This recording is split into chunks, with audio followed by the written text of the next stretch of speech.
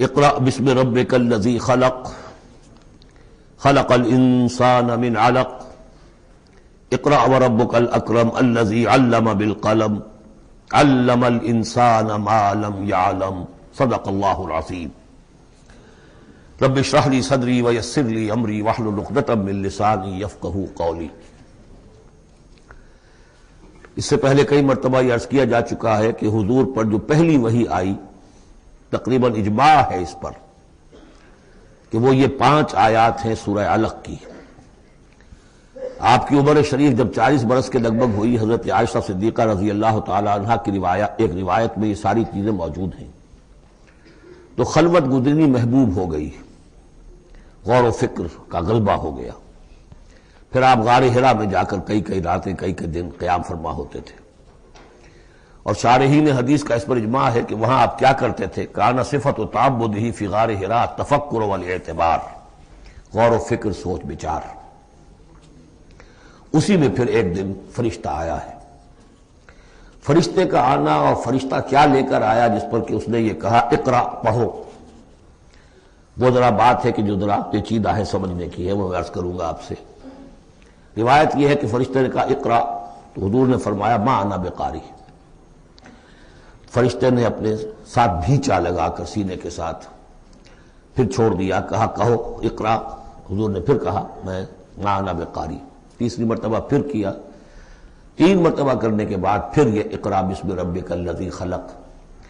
تو اس میں میرے نزدیک وہ روایت صحیح ہے کہ یہ جو پہلی وحی آئی ہے یہ ما بین النوم والیقظہ، جبکہ آپ نیم بیداری اور نیم خوابیدگی کی کیفیت میں تھے، اور فرشتہ اس وقت ایک تختی پر لکھی ہوئی یہ آیات لے کر آیا تھا۔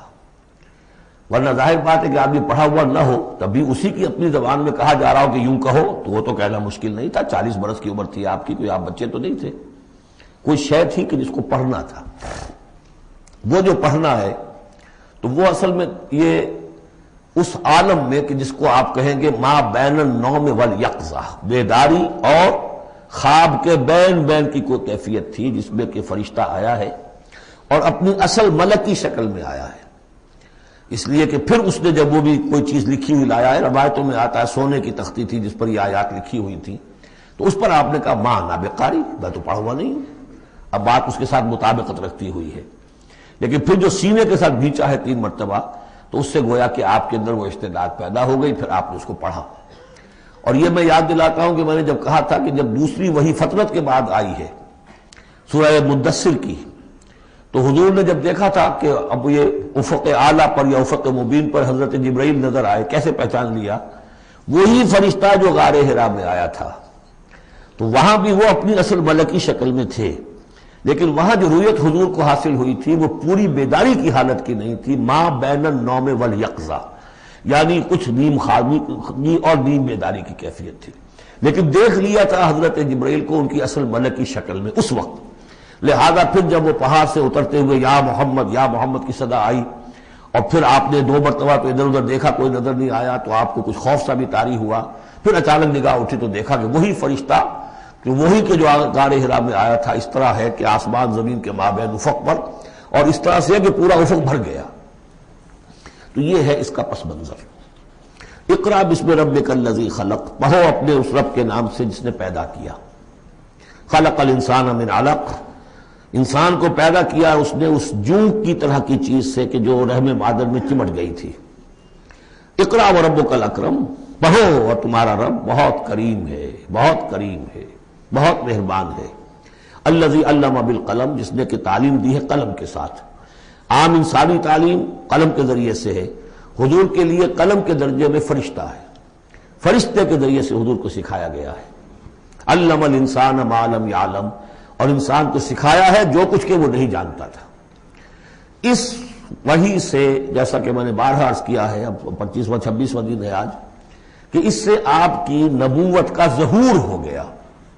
نبی تو پیدائشی طور پر نبی ہوتا ہے، لیکن اس کا ظہور ہوا ہے اس وحی کے ساتھ۔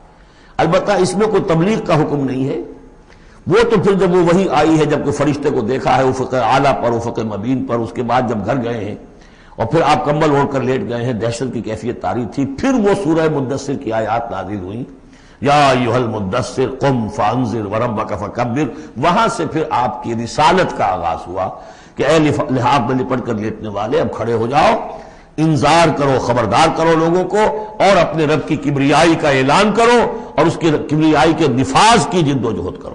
یہ ہم پڑھ چکے ہیں کل سورہ مدثر میں۔ اس کے بعد میں نے عرض کیا تھا سورہ مدثر ہی میں 7 آیتوں میں حضور سے خطاب کے بعد پھر 3 آیتیں تھیں۔ فَإِذَا نُقِرَ فِي النَّاقُورِ فَذَلِكَ يَوْمَئِذٍ يَوْمٌ عَسِيرٌ عَلَى الْكَافِرِينَ غَيْرُ يَسِيرٌ۔ یہاں پھر دیکھیے، یہاں اب 3 آیتیں آ رہی ہیں، یہ آخرت کا فلسفہ بیان کر رہی ہیں۔ کَلَّا إِنَّ الْإِنسَانَ لَيَطْغَىٰ، کوئی نہیں، انسان طغیانی پر، سرکشی پر، زیادتی پر، ظلم پر، تعدی پر آمادہ ہو ہی جاتا ہے۔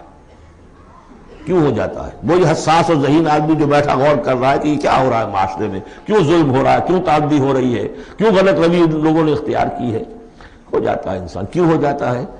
الراہ استغنا، وہ اپنے آپ کو دیکھتا ہے کہ اس پر پکڑ کوئی نہیں، انگارہ زبان پر رکھوں گا تو جل جائے گی، جھوٹ بولوں گا کچھ بھی نہیں ہوگا،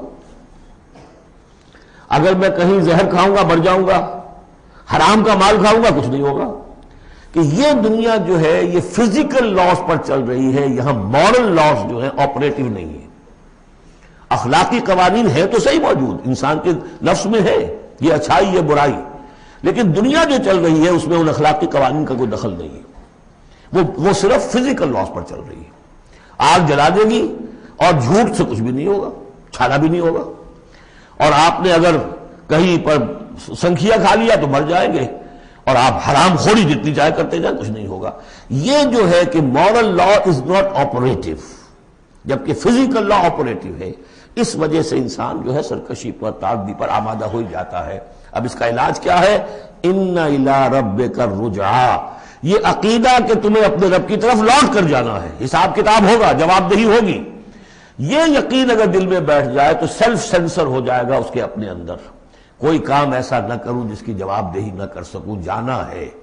گویا کہ حل جو ہے اس پورے معاملے کا، کسی معاشرے میں اخلاقی زوال آ چکا ہو تو صرف ایک ہے، اور وہ ہے آخرت کا یقین اگر ہوگا کہ ہر چیز کی جواب دہی ہوگی، حساب کتاب ہوگا۔ جس نے کوئی ذرے کے ہم وزن نیکی کمائی ہوگی وہ اس کو موجود پائے گا، اور ذرے کے ہم وزن بدی کمائی ہوگی، فَمَن يَعْمَلْ مِثْقَالَ ذَرَّةٍ خَيْرًا يَرَهُ وَمَن يَعْمَلْ مِثْقَالَ ذَرَّةٍ شَرًّا يَرَهُ۔ جب تک یہ نہیں ہوگا، واقعہ یہ ہے کہ انسان جو ہے ظلم، تعدی، جہاں کہیں بھی ہاتھ پڑ سکتا ہے کوئی نہ کوئی غلط حرکت کرے گا۔ اب اس کے بعد تیسرا حصہ وہاں تھا ولید بن مغیرہ سے متعلق، اور یہاں تیسرا حصہ جو ہے وہ متعلق ہے ابو جہل کے۔ ارایت الذی ینہا، کیا تم نے دیکھا اس شخص کو کہ جو روکتا ہے، عبدا اذا صلی، ہمارے ایک بندے کو جبکہ وہ نماز پڑھتا ہے۔ یہ کچھ ظلم اور زیادتی ہوئی ہے 2 مختلف مراحل پر۔ 2 واقعات تو ہمیں ایسے ملتے ہیں کہ حضور کو نماز سے روکا گیا اور آپ کو ایذا پہنچائی گئی اور کوئی غیر معمولی واقعہ نہیں ہوا۔ ایک مرتبہ حضور صلی اللہ علیہ وسلم سجدے میں تھے تو بیٹھے ہوئے تھے دور پہ کچھ وہ جو ابو جہل اور اس کے ساتھی، انہوں نے کہا کہ کوئی ہے ذرا جو فلاں جگہ پر اونٹ ذبح ہوا، اس کی اوجڑی پڑی ہوئی ہے، وہ اوجڑی لا کے محمد کی گردن پہ رکھ دو جب یہ سجدے میں جائے۔ تو حضور سجدے میں گئے تو وہ اوجڑی لا کے، اونٹ کی اوجڑی بری ہوئی وہ لا کے رکھ دی، تو آپ سر نہیں اٹھا پا رہے تھے۔ پھر حضرت فاطمہ کو معلوم ہوا، وہ آئی ہیں دوڑتی ہوئی، پھر انہوں نے وہاں سے اس کو ہٹایا ہے، اور تو اس وقت ایک زیادتی یہ کی گئی، اس وقت کوئی غیر معمولی واقعہ نہیں ہوا، یعنی کہیں اللہ تعالیٰ نے پکڑا نہیں اسے۔ ایک موقع پر یہ ہے کہ حضور نماز پڑھ رہے تھے تو وہ آیا، اس نے آپ کی گردن کے اندر چادر ڈال کر اس کا ایک پھندا سا بنا کے کھینچا کہ آپ کی آنکھیں ابل پڑی۔ لیکن تیسرا واقعہ آتا ہے کہ ایک موقع پر حضور صلی اللہ علیہ وسلم نماز پڑھ رہے تھے تو اس نے ڈانٹا اور کہا کہ محمد میں نے تمہیں منع کیا مت نماز یہاں پڑھا کیا کرو، اور وہ پھر آگے بڑھا کو اقدام کرنے کے لیے پھر پیچھے ہٹ گیا۔ لوگوں نے کہا کیا ہوا؟ تو کہا کہ مجھے اپنے اور محمد کے درمیان ایک کھائی نظر آئی جس میں کوئی پروں والی مخلوق تھی، اور وہ میری تکہ بوٹی کرنے کو تیار تھی، اس سے خوف کھا کر وہ پیچھے ہٹ گیا۔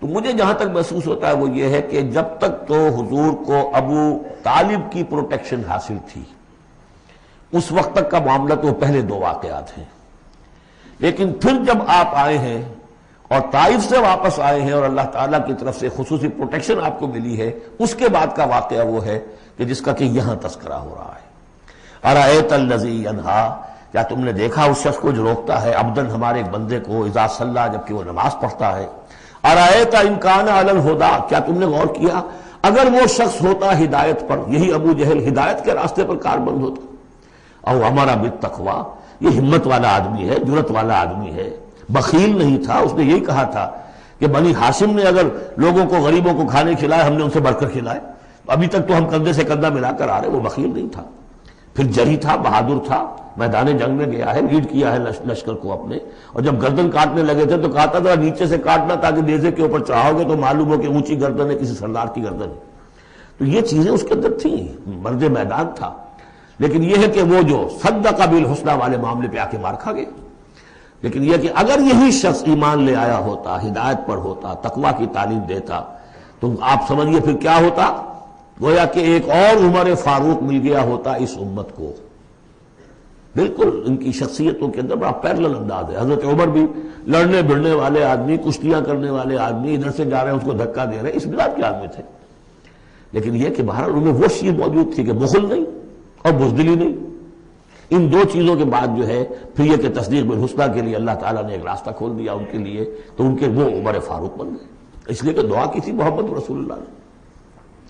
ارایت ان کذب وتولی، کیا تم نے سوچا کہ اس نے جو جھٹلایا ہے، منہ موڑ لیا ہے، الم یعلم بان اللہ یرا، کیا یہ جانتا نہیں کہ اللہ دیکھ رہا ہے؟ کلا لئن لم ینتہ، ہرگز نہیں، اگر یہ باز نہ آیا، لنسفعا بالناصیہ، ہم گھسیٹیں گے اس کی چوٹی کے بال پکڑ کر، ناصیۃ کاذبۃ خاطئہ، یہ پیشانی کہ جو خطا کار ہے، جھوٹی ہے. فلیدعو نادیہ، تو بلا لے وہ اپنی پارٹی کے لوگوں کو، بلا لے اپنی مجلس کے لوگوں کو، ہم نشینوں کو. سندعو الزبانیہ، ہم بلا لیں گے جہنم کے فرشتوں کو. کلا لا تطعہ واسجد واقترب، اے نبی آپ اس کی بات نہ مانیے، آپ سجدہ کیجئے اور اللہ سے قریب ہو جائیے.